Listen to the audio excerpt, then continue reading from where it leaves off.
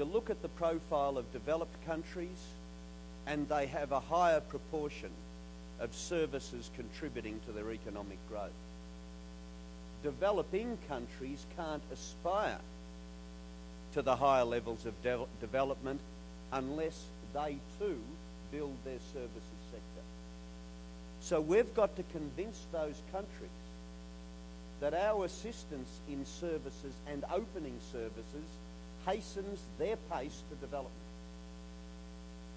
And that's why, in the context of the Doha round, it is terribly important also to continue to drive the services sector as an integral part of the Doha round. Now, how do we get the Doha round up? The other thing I think we've got to do, apart from the services sector taking a more driving and a more strategic role and linking itself to the manufacturing sector and the agriculture sector to show that it's adding value, we've also got to present Doha not as a trade negotiation, but as economic stimulus. An exit strategy that does not cost the budget. A strategy that will put money in people's pockets because it doesn't take it out of them for tariffs. An economic dynamic that is there because trade is an economic multiplier. Historically, world trade has grown 3 times faster than world output, and each time there's been a successful trade round, that multiplier has advanced. What sort of nonsense is it for us to be talking about coordinating fiscal stimulus strategies unless we're going to coordinate as well the multiplier? And that's why this government in particular needs to get the message that Doha ain't just a trade round. Doha is fundamentally about an economic stimulus. So they're my 2 points. I might say just on the Doha thing, the other significant factor in Doha is it's the most effective insurance against the spread of protectionism, because it is a rules-based system, and if we get Doha up, it can give greater insurance. I think I'll finish there, Mike. I know that you've got a lot of questions to ask afterwards, but I think it's probably better to keep it to that and throw it open to discussion later.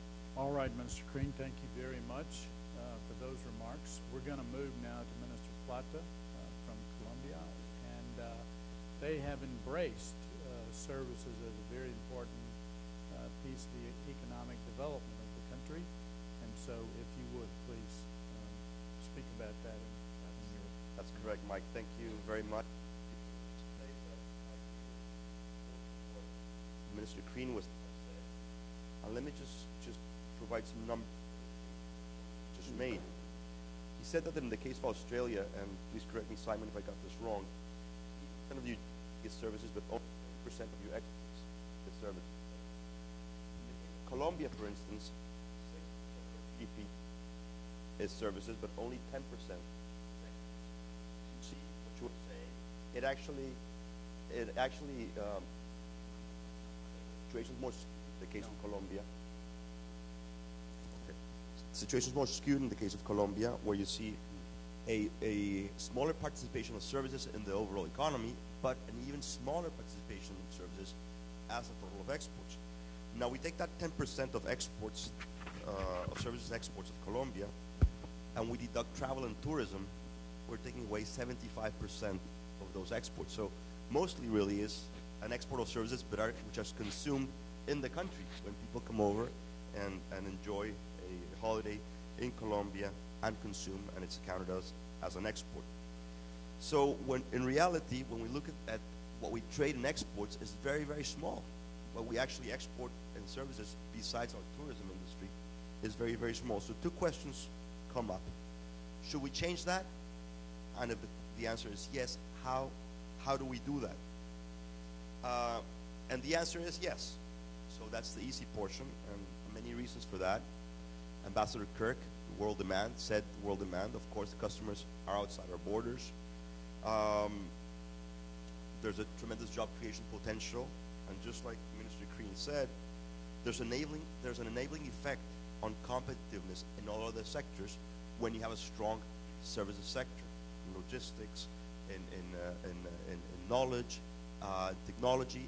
All that makes all other sectors, even if it's commodities, much more competitive. So the answer is yes, we need to go in that direction and move towards more service-oriented economy and exporting those services.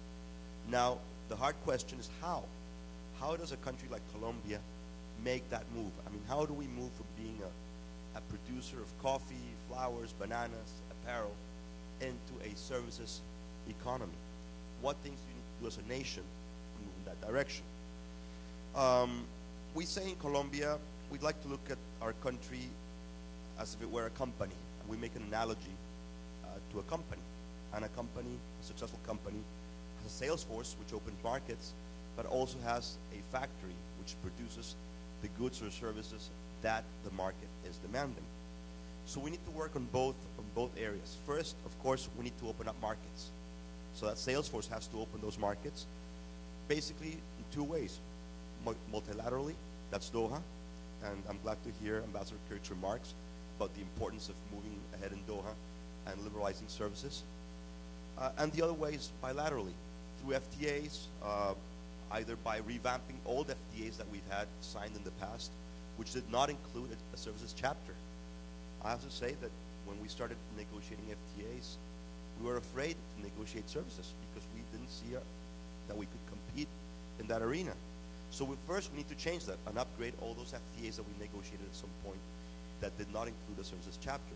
And second, in the ones that we negotiate going forward, just like we've done with the US, with Canada recently, in that chapter, has to be a move to open up the market. Yes, we open up our market, but we do gain access to other markets as well. So we cannot be afraid as developing nations to negotiate these services chapters in FTAs anymore. So that's from the sales force perspective, from the opening markets perspective. But what about the country itself? What do we need to do then to have a strong sector that we can actually use with FTAs? Would it make no sense for us to have the FTAs and then not be able to actually deliver? So there's a couple things that we've done. The first one is horizontal reforms. That's reforms that go across all sectors, whether it's services or industry, but reforms which make easier doing business in the country. One of them, for instance, was to lower our taxes. We radically lowered our taxes. We had one of the highest corporate income taxes in the world. We lowered it. And in the case of services, we went even further. Any new investment in Colombia, whether it's domestic or foreign, in a services-oriented sector, gets a special treatment. If that investment is above $2 million and creates over 500 jobs, then your corporate income tax is half of the normal corporate income tax. So that's a big incentive, and that's allowing for us to develop new call centers, new BPO operations, clinics being set up in Colombia to take care of foreign patients, software industries being set up in the country as a result of this incentive. Second was and this is something interesting, we realized that not being a services exporter, we had an asymmetry between the exports of goods and services. For instance, if I were to export a pair of shoes out of Colombia, there's no value-added tax to be paid. But if I were to export services, I have to pay 16% value-added tax. That goes in our own detriment. But we've had that because we never exported services. So that's something that we need to change internally if we're going to be as competitive in exporting services as we would be exporting flowers or apparel or footwear. And that's a big change for us, and it's a big battle with finance. Of course, it's a source of revenue for them, but if we really want to be competitive and enter the marketplace in services, we need to be able to compete on a level playing field. So that's an internal change, but it's a very significant internal change. Second was to upgrade our